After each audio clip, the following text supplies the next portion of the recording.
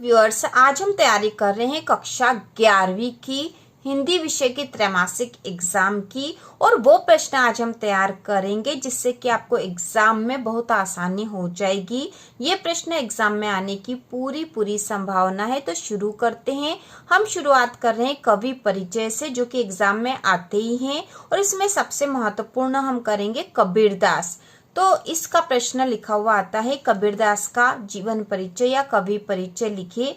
या फिर कभी कभी प्रश्न आ जाता कि निम्न बिंदुओं पर कबीरदास का कवि परिचय लिखिए। तो बिंदु होते रचनाएं हैं साखी, सबद और रमेनी। इसके बाद लिखते हैं भाव पक्ष। भाव पक्ष में हम लिखेंगे कबीरदास भक्ति काल की निर्गुण भक्ति धारा के ज्ञान मार्गी शाखा के प्रमुख कवि है। उन्होंने ईश्वर भक्ति का आधार ज्ञान को माना है। उनके काव्य में दार्शनिक विचारधारा मिलती है। कबीर के काव्य में समाज सुधार की भावना मिलती है। इसके बाद है कला पक्ष। कला पक्ष में हम लिखेंगे कबीरदास जी संत कवि थे। वे पढ़े लिखे नहीं थे। उनकी भाषा अपरिष्कृत और अपरिमार्जित थे। उनकी भाषा में पूर्वी, अवधी, राजस्थानी, ब्रज, पंजाबी आदि अनेक भाषाओं के शब्द मिलते हैं। इसलिए उनकी भाषा को सदुक्कड़ी भाषा या खिचड़ी भाषा भी कहते हैं। ठीक है, सदुक्कड़ी या खिचड़ी भाषा भी कहते हैं। उनकी भाषा सहज व सरल है। कबीरदास जी की शैली मुक्तक प्रधान है। उनकी शैली उपदेशात्मक है। इसके बाद है साहित्य में स्थान। इसमें हम लिखेंगे कबीरदास जी हिंदी साहित्य की ज्ञान मार्गी शाखा के प्रमुख कवि है। वे समाज सुधारक कवि है। हिंदी साहित्य में उनका प्रमुख स्थान है। बाद हम गद्य खंड और काव्य खंड के महत्वपूर्ण प्रश्न करेंगे। तो उसमें मियां नसीरुद्दीन ने अतीत व वर्तमान में क्या अंतर पाया है। तो इसका उत्तर है मियां नसीरुद्दीन के अनुसार अतीत में लोग कद्रदान होते थे। वे पकाने खाने की कद्र करते थे, जबकि वर्तमान में लोगों के पास समय नहीं है और रुचि भी नहीं है। इसके बाद अगला प्रश्न है, परमात्मा को पाने के लिए कबीर किन बुराइयों से बचने की सलाह देते हैं। तो इसका उत्तर है परमात्मा को पाने के लिए कबीर मोह माया, अज्ञान, पाखंड, झूठा दिखावा आदि बुराइयों से बचने की सलाह देते हैं। इसके बाद अगला प्रश्न है, नानबाई किसे कहते हैं। तो इसका उत्तर है नानबाई उस व्यक्ति को कहते हैं जो कई प्रकार की रोटियां बनाने व बेचने का काम करता है। नानबाई किसे कहते हैं। नानबाई उस व्यक्ति को कहते हैं जो कई प्रकार की रोटियां बनाने व बेचने का काम करता है। इसके बाद अगला प्रश्न है, लता मंगेशकर के गायन की दो विशेषताएं बताइए। तो इसका उत्तर है लता मंगेशकर के स्वरों में कोमलता और मुग्धता है। ये पहली विशेषता हो गई। लता मंगेशकर के स्वरों में कोमलता और मुग्धता है। और दूसरी विशेषता है लता मंगेशकर के गायन की मुख्य विशेषता उसका गानपन है। इसके बाद अगला प्रश्न है, शास्त्रीय संगीत व चित्रपट संगीत में दो अंतर बताइए। तो इसका उत्तर है शास्त्रीय संगीत में गंभीरता होती है, जबकि चित्रपट संगीत में चपलता और द्रुत गति होती है। दूसरी जो है वह है शास्त्रीय संगीत में ताल अपने परिष्कृत रूप में पाया जाता है, जबकि चित्रपट संगीत में प्राथमिक अवस्था का ताल होता है। शास्त्रीय संगीत व चित्रपट संगीत में अंतर बताना था हमें। तो पहला अंतर है कि शास्त्रीय संगीत में गंभीरता होती है, जबकि चित्रपट संगीत में चपलता और द्रुत गति होती है।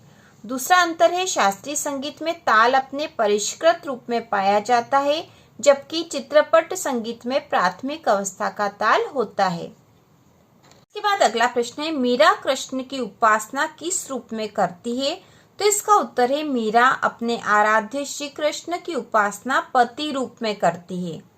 मीरा कृष्ण की उपासना किस रूप में करती है। तो इसका उत्तर है मीरा अपने आराध्य श्री कृष्ण की उपासना पति रूप में करती है। इसके बाद अगला प्रश्न है, लोग मीरा को बावरी क्यों कहते हैं। तो इसका उत्तर है कि मीरा का कृष्ण को अपना पति मानना और कृष्ण के प्रति अत्यधिक दाम्पत्य भाव देखकर लोग मीरा को बावरी कहते हैं।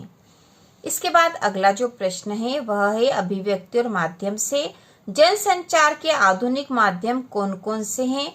तो इसका उत्तर है जनसंचार के आधुनिक माध्यम समाचार पत्र, पत्रिकाएं, रेडियो, टेलीविजन, सिनेमा, इंटरनेट आदि है।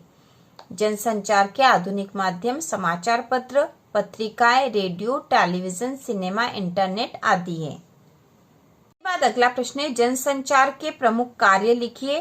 तो इसका उत्तर है सूचना देना, दूसरा कार्य है मनोरंजन करना, तीसरा है शिक्षा प्रदान करना। इसके बाद अगला प्रश्न है रेखाचित्र एवं संस्मरण में कोई दो अंतर लिखिए। तो इसका उत्तर है रेखाचित्र संस्मरण। इसमें हम लिखेंगे रेखाचित्र चित्रण प्रधान होता है, जबकि संस्मरण विवरण प्रधान होता है। रेखाचित्र चित्रण प्रधान होता है, संस्मरण विवरण प्रधान होता है।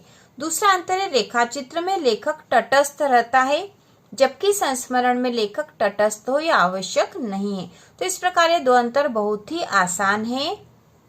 बाद अगला प्रश्न है जीवनी और आत्मकथा में कोई दो अंतर लिखिए। तो इसका उत्तर है जीवनी किसी महापुरुष के जीवन पर लिखी जाती है, जबकि आत्मकथा स्वयं के जीवन पर लिखी जाती है। दूसरा है जीवनी में लेखक तटस्थ होता है, जबकि आत्मकथा में लेखक तटस्थ हो यह आवश्यक नहीं है। इसके बाद अगला प्रश्न है सगुण काव्य धारा की दो विशेषताएं लिखिए। तो इसका उत्तर होगा ईश्वर की सगुण साकार रूप में आराधना की गई। दूसरा है सगुण काव्य धारा में राम भक्ति और कृष्ण भक्ति दो प्रमुख शाखाएं हैं। इसके बाद अगला प्रश्न है निर्गुण काव्य धारा के दो कवि और उनकी एक एक रचना लिखिए। तो इसका उत्तर होगा निर्गुण काव्य धारा के दो कवि हम लिख देंगे कबीरदास और जायसी। कबीरदास की रचना है साखी और सबद, जायसी की रचना है पद्मावत। इसके बाद अगला प्रश्न है निपात शब्द का अर्थ लिखते हुए नीचे लिखे वाक्य में आए निपात शब्दों को लिखिए। तो यहाँ वाक्य दे रखा है, इसका जो निपात शब्द है वह बताना है। तो निपात शब्द जो बहुत ही महत्वपूर्ण प्रश्न है, निपात शब्द वाले प्रश्न एग्जाम में आता ही है। तो इसका उत्तर होगा वाक्य में किसी बात पर जोर देने के लिए जिन शब्दों का प्रयोग किया जाता है उन्हें निपात शब्द कहते हैं।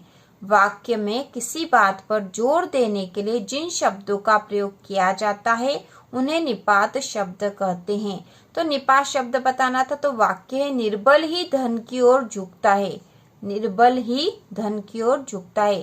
तो यहाँ पे ही जो है यह निपात शब्द है, ही जिसका इस वाक्य में प्रयोग हुआ ही का, तो यह निपात शब्द है।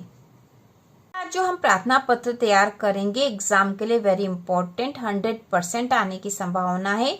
अपनी संस्था के प्राचार्य को स्थानांतरण प्रमाण पत्र प्रदान करने हेतु एक आवेदन पत्र लिखिए। तो हम लिखेंगे प्रति श्रीमान प्राचार्य महोदय, उसके बाद स्कूल का नाम लिखना। तो यहाँ पे लिखा है मॉडल स्कूल भोपाल, यहाँ आपको अपनी स्कूल का नाम लिखना है। उसके बाद हम लिखेंगे विषय स्थानांतरण प्रमाण पत्र प्रदान करने हेतु महोदय नम्र निवेदन है कि मैं आपकी संस्था की कक्षा 11वीं का छात्र हूँ। मेरे पिताजी का स्थानांतरण ट्रांसफर यहाँ से जबलपुर हो गया है। क्योंकि हमें यहाँ कुछ दे नहीं रखा इस बारे में, यदि दे रखा तो आपको उसके अनुसार स्थान लिखना होगा। तो यहाँ हमें अपने मन से ही लिखना है। तो यहाँ लिखेंगे जबलपुर हो गया है, आप अपने अनुसार लिख सकते हो यहाँ, या फिर प्रश्न में दे रखा हो तो उसके अनुसार आपको लिखना है।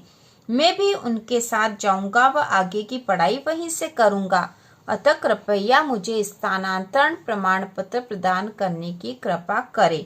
इसके बाद हम लिखेंगे धन्यवाद, आपका आज्ञाकारी, उसके बाद नाम और कक्षा। तो इस प्रकार से स्थानांतरण प्रमाण पत्र लिखना बहुत ही आसान है। एक बार फिर से देख लेंगे। प्रति श्रीमान प्राचार्य महोदय, उसके बाद स्कूल का नाम, विषय लिख देंगे स्थानांतरण प्रमाण पत्र प्रदान करने हेतु महोदय नम्र निवेदन है कि मैं आपकी संस्था की कक्षा 11वीं का छात्र हूँ। मेरे पिताजी का स्थानांतरण यहाँ से जबलपुर हो गया है। मैं भी उनके साथ जाऊंगा व आगे की पढ़ाई वहीं से करूंगा, अतः कृपया मुझे स्थानांतरण प्रमाण पत्र प्रदान करने की कृपा करें। धन्यवाद, आपका आज्ञाकारी, उसके बाद नाम और कक्षा हमें लिखनी है। इसके बाद अगला प्रश्न है प्रबंध काव्य और मुक्तक काव्य में अंतर बताइए। तो इसका उत्तर है प्रबंध काव्य और मुक्तक काव्य। इसमें हम लिखेंगे पहला, प्रबंध काव्य में रचना एक कथा सूत्र में बंधी रहती है, जबकि मुक्तक काव्य में इसमें प्रत्येक छंद पूर्व छंद से स्वतंत्र होता है। दूसरा अंतर है इसका कथानक विस्तृत होता है, प्रबंध काव्य का इसका कथानक विस्तृत होता है, जबकि मुक्तक काव्य में हम लिखेंगे इसका कथानक संक्षिप्त होता है। तीसरा हम लिखेंगे इसमें पात्र, छंद व रस की संख्या अधिक होती है। और मुक्त काव्य में हम लिखेंगे इसमें पात्र, छंद व रस कम होते हैं। काव्य बोध में से अगला अंतर वाला प्रश्न हम करेंगे, महाकाव्य व खंड काव्य में अंतर बताइए। तो इसमें हम लिखेंगे महाकाव्य और खंड काव्य। महाकाव्य का कथानक विस्तृत होता है, जबकि खंड काव्य का कथानक संक्षिप्त होता है। महाकाव्य में हम अगला पॉइंट लिखेंगे, इसमें मुख्य कथा के साथ साथ सहायक कथाएं भी होती है, जबकि खंड काव्य में हम लिखेंगे इसमें एक ही मुख्य कथा होती है। तीसरा हम अंतर लिखेंगे, इसमें पात्रों की संख्या अधिक होती है महाकाव्य में, जबकि खंड काव्य में हम लिखेंगे इसमें पात्रों की संख्या कम होती है।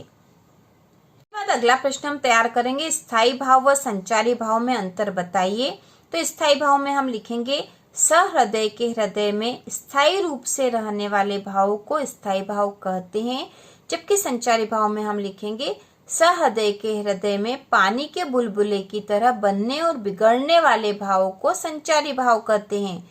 दूसरा अंतर है, स्थायी भाव में हम लिखेंगे प्रत्येक रस का एक स्थायी भाव होता है, और संचारी भाव में लिखेंगे प्रत्येक रस के साथ कई संचारी भाव हो सकते हैं। तीसरा अंतर है, स्थायी भाव की संख्या 10 है, जबकि संचारी भाव की संख्या 33 मानी जाती है। इस प्रकार से कक्षा 11वीं हिंदी के सारे महत्वपूर्ण प्रश्न हमने कर लिए हैं। तो इसी प्रकार के और वीडियो देखने के लिए, कक्षा 11वीं की संपूर्ण तैयारी के लिए चैनल को सब्सक्राइब कीजिए।